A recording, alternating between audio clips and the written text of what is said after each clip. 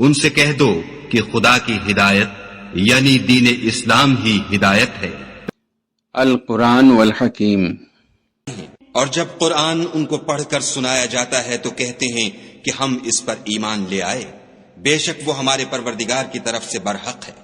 اور ہم تو اس سے پہلے کے حکم بردار ہیں۔ ان لوگوں کو دگنا بدلہ دیا جائے گا کیونکہ صبر کرتے رہے ہیں اور بھلائی کے ساتھ برائی کو دور کرتے ہیں، اور جو مال ہم نے ان کو دیا ہے اس میں سے خرچ کرتے ہیں۔ اور جب بیہودہ بات سنتے ہیں تو اس سے منہ پھیر لیتے ہیں اور کہتے ہیں کہ ہم کو ہمارے اعمال اور تم کو تمہارے اعمال، تم کو سلام، ہم جاہلوں کے خاستگار نہیں ہیں۔ اے محمد صلی اللہ علیہ وآلہ وسلم، تم جس کو دوست رکھتے ہو اسے ہدایت نہیں کر سکتے،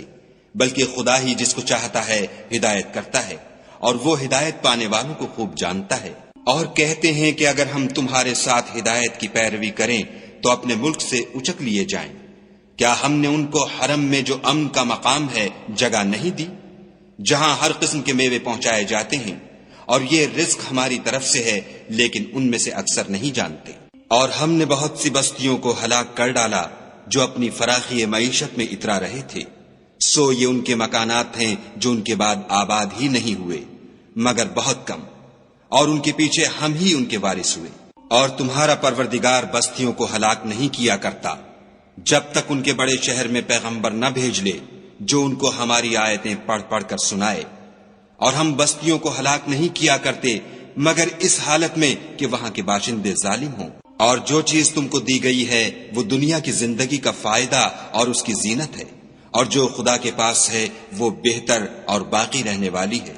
کیا تم سمجھتے نہیں؟ بھلا جس شخص سے ہم نے نیک وعدہ کیا اور اس نے اسے حاصل کر لیا تو کیا وہ اس شخص کا سا ہے جس کو ہم نے دنیا کی زندگی کے فائدے سے بہرہ مند کیا؟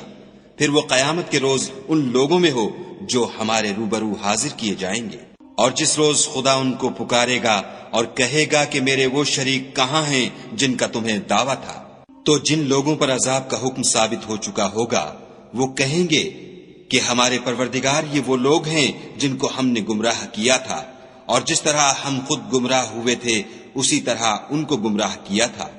اب ہم تیری طرف متوجہ ہو کر ان سے بیزار ہوتے ہیں، یہ ہمیں نہیں پوچھتے تھے۔ اور کہا جائے گا کہ اپنے شریکوں کو بلاؤ، تو وہ ان کو پکاریں گے اور وہ ان کو جواب نہ دے سکیں گے، اور جب عذاب کو دیکھ لیں گے تو تمنا کریں گے کہ کاش وہ ہدایت یاب ہوتے۔ اور جس روز خدا ان کو پکارے گا اور کہے گا کہ تم نے پیغمبروں کو کیا جواب دیا، تو وہ اس روز خبروں سے اندھے ہو جائیں گے اور آپس میں کچھ بھی پوچھ نہ سکیں گے۔ لیکن جس نے توبہ کی اور ایمان لایا اور عمل نیک کیے تو امید ہے کہ وہ نجات پانے والوں میں ہو۔ اور تمہارا پروردگار جو چاہتا ہے پیدا کرتا ہے اور جسے چاہتا ہے برگزیدہ کر لیتا ہے، ان کو اس کا اختیار نہیں ہے۔ یہ جو شرک کرتے ہیں خدا اس سے پاک و بالا تر ہے۔ اور ان کے سینے جو کچھ مخفی کرتے اور جو یہ ظاہر کرتے ہیں تمہارا پروردگار اس کو جانتا ہے۔ اور وہی خدا ہے، اس کے سوا کوئی معبود نہیں۔ دنیا اور آخرت میں اسی کی تعریف ہے اور اسی کا حکم، اور اسی کی طرف تم لوٹائے جاؤ گے۔ کہو بھلا دیکھو تو اگر خدا تم پر ہمیشہ قیامت کے دن تک رات کی تاریکی کیے رہے تو خدا کے سوا کون معبود ہے جو تم کو روشنی لا دے؟ تو کیا تم سنتے نہیں؟ کہو تو بھلا دیکھو تو اگر خدا تم پر ہمیشہ قیامت تک دن کیے رہے تو خدا کے سوا کون معبود ہے کہ تم کو رات لا دے جس میں تم آرام کرو؟ تو کیا تم دیکھتے نہیں؟ اور اس نے اپنی رحمت سے تمہارے لیے رات کو اور دن کو بنایا تاکہ تم اس میں آرام کرو اور اس میں اس کا فضل تلاش کرو اور تاکہ شکر کرو۔ اور جس دن وہ ان کو پکارے گا اور کہے گا کہ میرے وہ شریک جن کا تمہیں دعویٰ تھا کہاں ہیں، اور ہم ہر ایک امت میں سے گواہ نکال لیں گے، پھر کہیں گے کہ اپنی دلیل پیش کرو، تو وہ جان لیں گے کہ سچ بات خدا کی ہے، اور جو کچھ وہ افترا کیا کرتے تھے ان سے جاتا رہے گا۔ قارون موسیٰ کی قوم میں سے تھا اور ان پر تعدی کرتا تھا، اور ہم نے اس کو اتنے خزانے دیے تھے کہ ان کی کنجیاں ایک طاقتور جماعت کو اٹھانی مشکل ہوتی۔ جب اس سے اس کی قوم نے کہا کہ اترائیے مت کہ خدا اترانے والوں کو پسند نہیں کرتا، اور جو مال تم کو خدا نے عطا فرمایا ہے اس سے آخرت کی بھلائی طلب کیجیے، اور دنیا سے اپنا حصہ نہ بھلائیے، اور جیسی خدا نے تم سے بھلائی کی ہے ویسی تم بھی لوگوں سے بھلائی کرو، اور ملک میں طالب فساد نہ ہو، کیونکہ خدا فساد کرنے والوں کو دوست نہیں رکھتا۔ بولا کہ یہ مال مجھے میری دانش کے زور سے ملا ہے، کیا اس کو معلوم نہیں کہ خدا نے اس سے پہلے بہت سی امتیں جو اس سے قوت میں بڑھ کر اور جمعیت میں بیشتر تھیں ہلاک کر ڈالی ہیں، اور گناہ گاروں سے ان کے گناہوں کے بارے میں پوچھا نہیں جائے گا۔ تو ایک روز قارون بڑی آرائش اور ٹھاٹھ سے اپنی قوم کے سامنے نکلا۔ جو لوگ دنیا کی زندگی کے طالب تھے کہنے لگے کہ جیسا مال و متاع قارون کو ملا ہے کاش ایسا ہی ہمیں بھی ملے، وہ تو بڑا ہی صاحب نصیب ہے۔ اور جن لوگوں کو علم دیا گیا تھا وہ کہنے لگے کہ تم پر افسوس، مومنوں اور نیکوکاروں کے لیے جو ثواب خدا کے ہاں تیار ہے وہ کہیں بہتر ہے، اور وہ صرف صبر کرنے والوں ہی کو ملے گا۔ پس ہم نے قارون کو اور اس کے گھر کو زمین میں دھنسا دیا، تو خدا کے سوا کوئی جماعت اس کی مددگار نہ ہو سکی اور نہ وہ بدلہ لے سکا۔ اور وہ لوگ جو کل اس کے رتبے کی تمنا کرتے تھے صبح کو کہنے لگے ہائے شامت، خدا ہی تو اپنے بندوں میں سے جس کے لیے چاہتا ہے رزق فراخ کر دیتا ہے اور جس کے لیے چاہتا ہے تنگ کر دیتا ہے۔ اگر خدا ہم پر احسان نہ کرتا تو ہمیں بھی دھسا دیتا۔ ہائے خرابی، کافر نجات نہیں پا سکتے۔ وہ جو آخرت کا گھر ہے ہم نے اسے ان لوگوں کے لیے تیار کر رکھا ہے جو ملک میں ظلم اور فساد کا ارادہ نہیں رکھتے، اور انجام نیک تو پرہیزگاروں ہی کا ہے۔ جو شخص نیکی لے کر آئے گا اس کے لیے اس سے بہتر صلہ موجود ہے، اور جو برائی لائے گا تو جن لوگوں نے برے کام کیے ان کو بدلہ بھی اسی طرح کا ملے گا جس طرح کے وہ کام کرتے تھے۔ اے پیغمبر صلی اللہ علیہ وآلہ وسلم، جس خدا نے تم پر قرآن کے احکام کو فرض کیا ہے وہ تمہیں بازگشت کی جگہ لوٹا دے گا۔ کہہ دو کہ میرا پروردگار اس شخص کو بھی خوب جانتا ہے جو ہدایت لے کر آیا،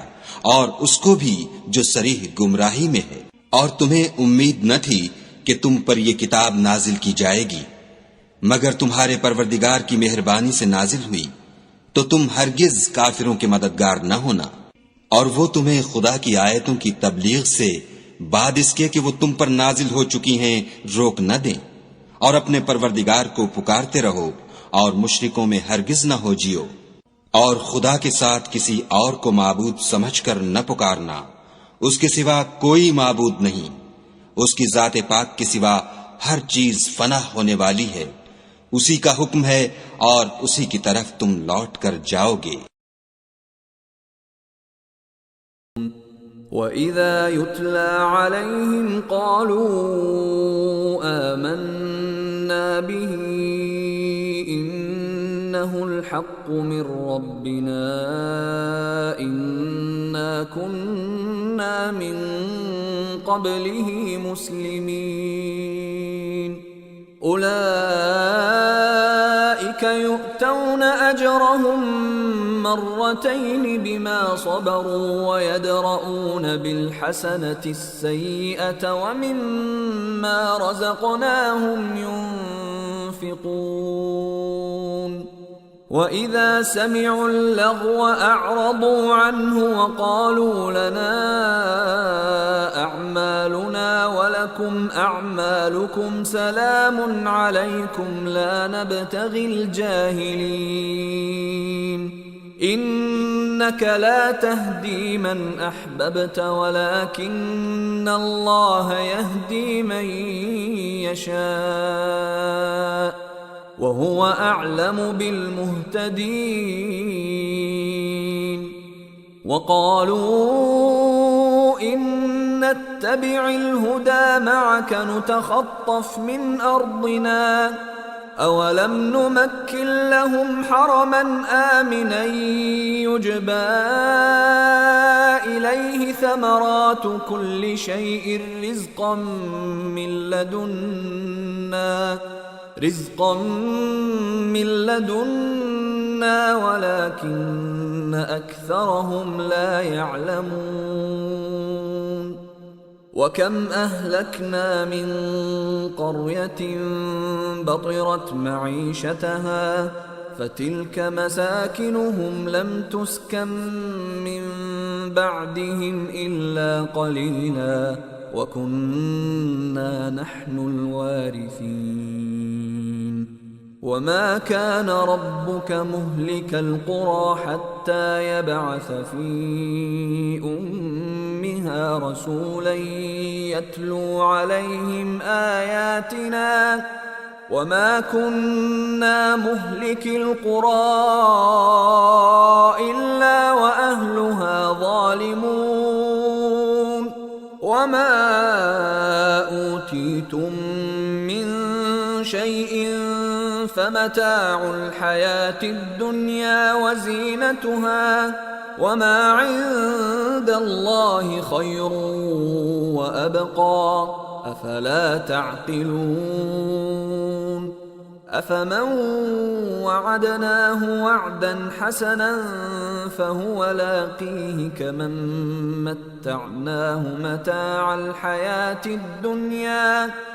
كمن متعناه متاع الحياة الدنيا ثم هو يوم القيامة من المحضرين ويوم يناديهم فيقول أين شركائي الذين كنتم تزعمون قال الذين حق عليهم القول ربنا هؤلاء الذين أغويناهم كما غوينا تبرأنا إليك ما كانوا إيانا يعبدون وقيل ادعوا شركاءكم فدعوهم فلم يستجيبوا لهم ورأوا العذاب لو أنهم كانوا يهتدون ويوم يناديهم فيقول ماذا أجبتم المرسلين فعميت عليهم الأنباء يومئذ فهم لا يتساءلون فأما من تاب وآمن وعمل صالحا فعسى أن يكون من المفلحين وربك يخلق ما يشاء ويختار ما كان لهم الخيرة سبحان الله وتعالى عما يشركون وربك يعلم ما تكن صدورهم وما يعلنون وهو الله لا إله إلا هو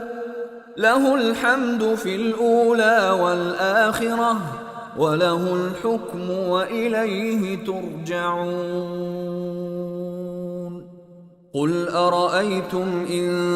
جعل الله عليكم الليل سرمدا إلى يوم القيامة من إله غير الله يأتيكم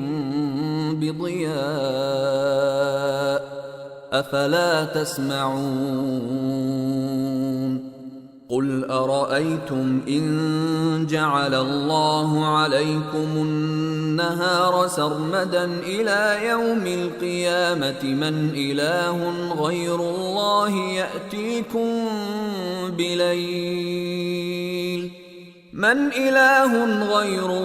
يأتيكم بليل تسكنون فيه أفلا تبصرون ومن رحمته جعل لكم الليل والنهار لتسكنوا فيه ولتبتغوا من فضله ولعلكم تشكرون ويوم يناديهم فيقول أين شركائي الذين كنتم تزعمون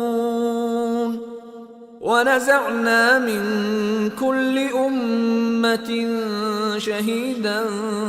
فقلنا هاتوا برهانكم فعلموا أن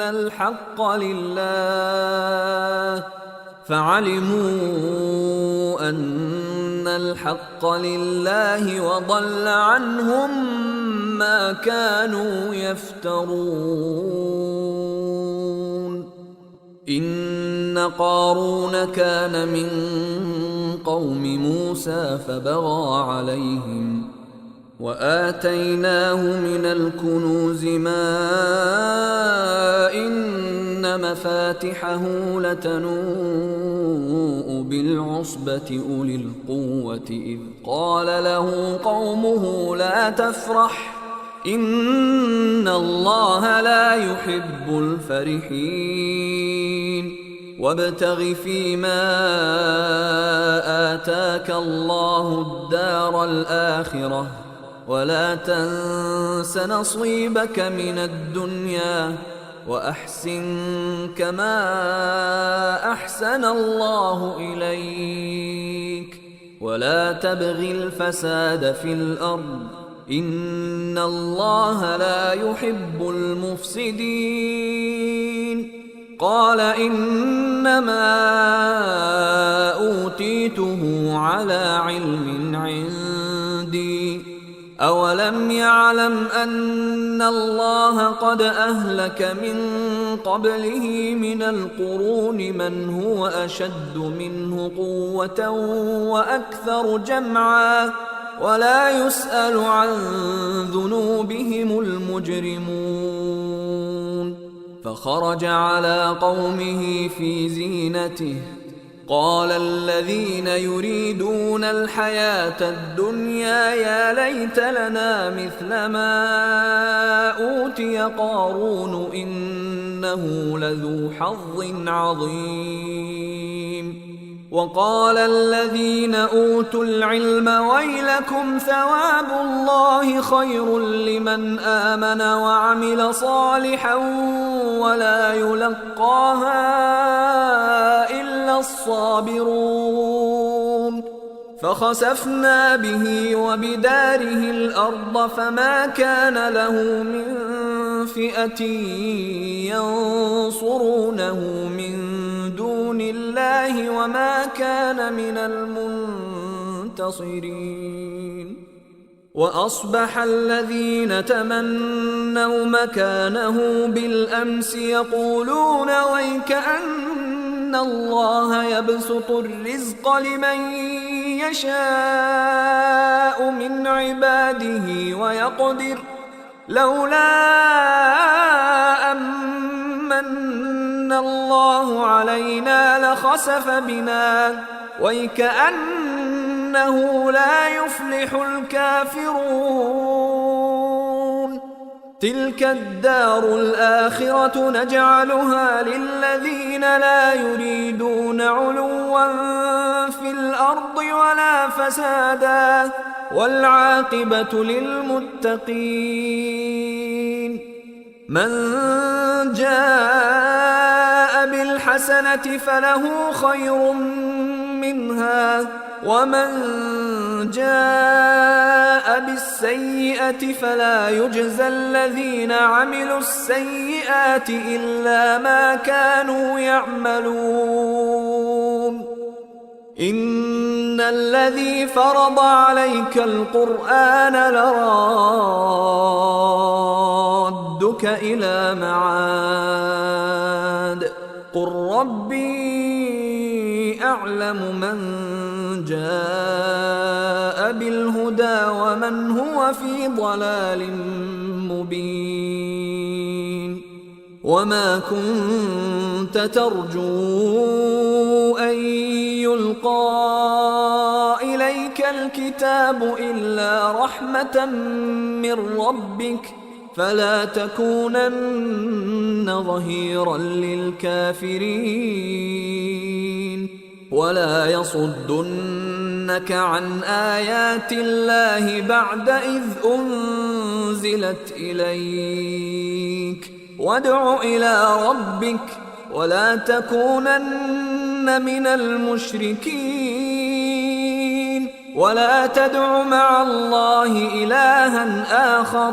لا إله إلا هو كل شيء هالك إلا وجهه له الحكم وإليه ترجعون.